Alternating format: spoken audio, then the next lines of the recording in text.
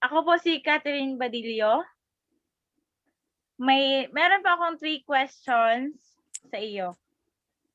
Number 1 question, for you, what is the best tourist experience that you cannot forget? Hi, Kathy. For me, the best tour that I will never forget was conquering the high peak of Mount Tapulaw in Zambales. It was last year, January 2020. So I completed a hike in one of the tallest mountain in the Philippines, which is the Mount Tapulaw. It stands 2,037 meters above sea level, offering one of the deepest altitude gains in our country. So hindi ko siya makakalimutan kasi um, we started at 3 a.m. Natapos kami ng 11 p.m. So ganun kahaba yung pag-hike namin sa Mount Tapulaw in Zambales.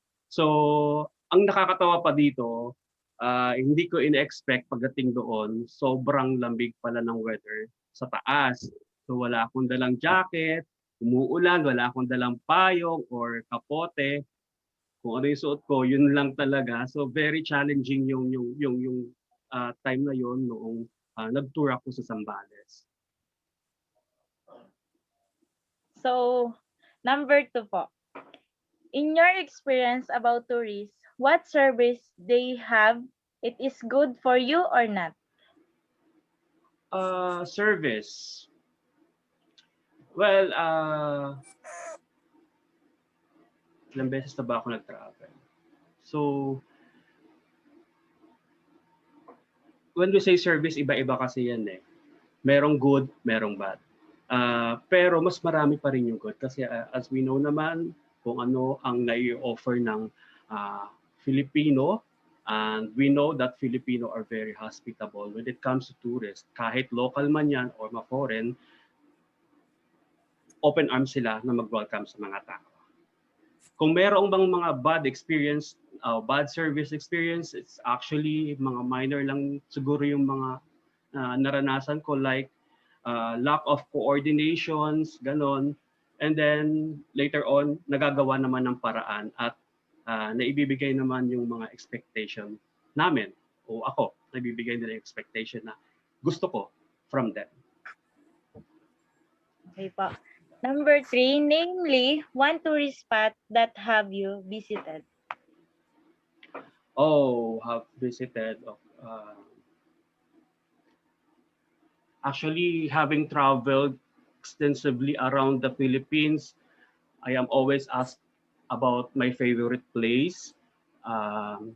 Seriously, ang hirap ng tanong na yon kasi masyadong maraming magagandang lugar dito sa atin sa Pilipinas. Siguro for me, ang hindi ko one of my favorite place would be Cebu City. I visited Kawasan Falls in Cebu City. So Kawasan Falls is one of the top Cebu South tourist spot, and it's a 3-stage cascade to clear turquoise water from mountain springs of Montalongon mountain range. Aside from its supernatural beauty, Kawasan Falls has also become the famous, one of the most popular activities sa Cebu. And doon din yung canyoneering. So actually, during my experience, doon ko ako kasi I am a nature lover ako. So hindi ko ina-expect yung lugar na yon kasi parang sa imagination ko lang nakikita, sa mga pelikula ko lang siya makikita, or sa mga magazine ko lang siya makikita. Pero in actual, pag naandun kayo, ma-amaze talaga kayo sa Kawasan Falls. Actually, not Kawasan Falls, different type of waterfalls pa yung napuntahan namin sa Cebu during that time. Hi Jezebel, good afternoon. Good afternoon po. Meron lang po akong 2 questions. Number 1 po is, which was your favorite place you visited? Alin po yung pinaka-paborito nyong na-bisita na o na-travel? As I mentioned earlier, yun sa Cebu, yung mga tourist spots sa Cebu. Aside from that, siguro i-add ko na lang din, of course, yung province of Palawan. When it comes to beaches, for me Palawan yung pinakamagandang napuntahan ko. So sa Puerto Princesa, El Nido and Coron, Palawan,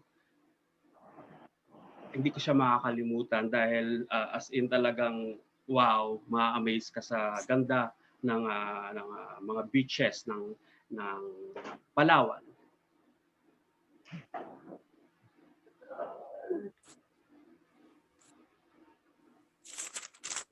Next question. Number 2 po.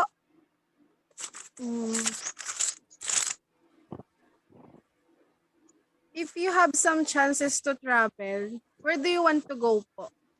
Oh, bucket list. Well, sige. Actually, one of my dream, I wanted to see Amanpulo Island. If you are familiar with Amanpulo, Amanpulo it's a private island.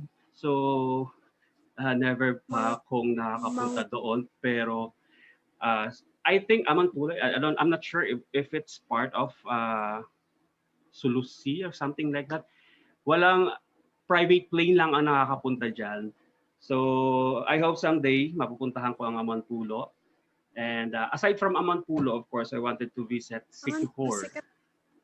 Kung familiar kayo kay Siquijor, so I've heard na maraming activities na pwedeng gawin sa Siquijor, beach activities, mountain activities. I think that's perfect for me to visit Siquijor.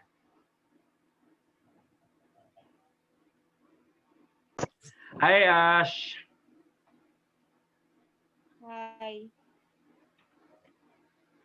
My question is, how can you say about the tourists in the Philippines?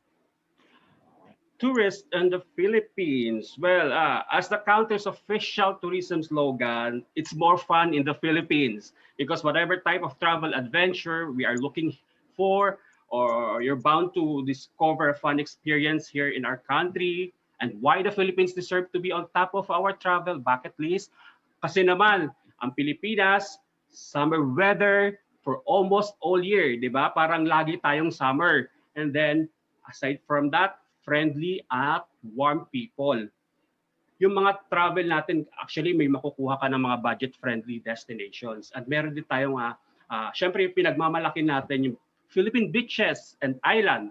And also yung ating mga natural wonders destinations like yung underground river ng Puerto Princesa, Palawan. So napakaraming dahilan kumbaga para tangkilikin natin yung sariling tourism sa Pilipinas. Kumbaga, delicious food, di ba? So, alam naman natin na ang mga Filipinos kilala when it comes to hospitality all over the world, di ba? So, kilalang kilala tayo dyan sa mga bagay na yan. Next, Ash. Next is, what place is top of your bucket list? Ayun nga, as I've mentioned before, yung bucket list ko, unang-una, Amanpulo Island, then next is the Siquijor, and tatlo yung gusto ko mapupuntahan talaga eh. And then last is Batanes. There are times when you meet while you are walking. Well, of course. I am a solo traveler, and yes, a lot. I've met a lot of people during my travel. So I joined the mga local tour operators. So when we say solo travel, wala akong kakilala kahit isa.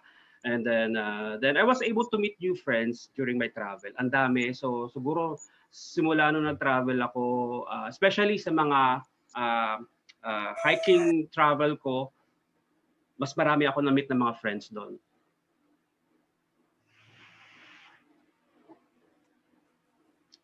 Next question po. Tas next ay number 5. How many places have you been to? Here in the Philippines, I've been to 20 different provinces here in our country. So should I mention one by one?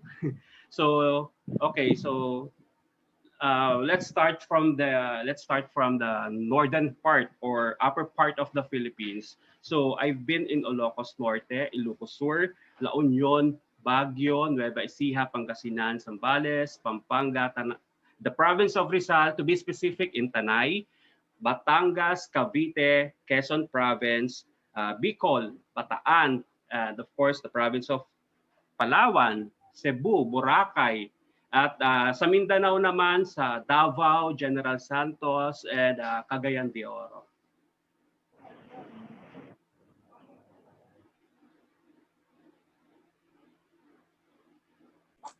What is your favorite place that you have visited?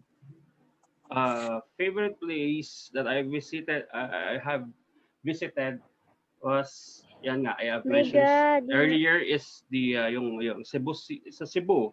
So nature, as I mentioned, I am a nature lover. So mahilig ako sa bundok, mahilig ako sa beach, mahilig ako sa mga greens, trees.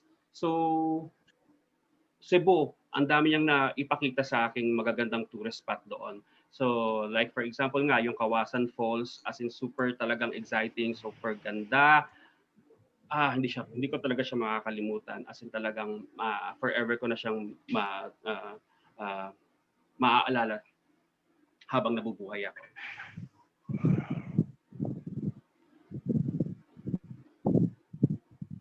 Okay na, sino nang next? Okay na, wala na. Yun lang. Thank you. No more question? Thank you po. Okay, sige. Salamat po. Thank you po.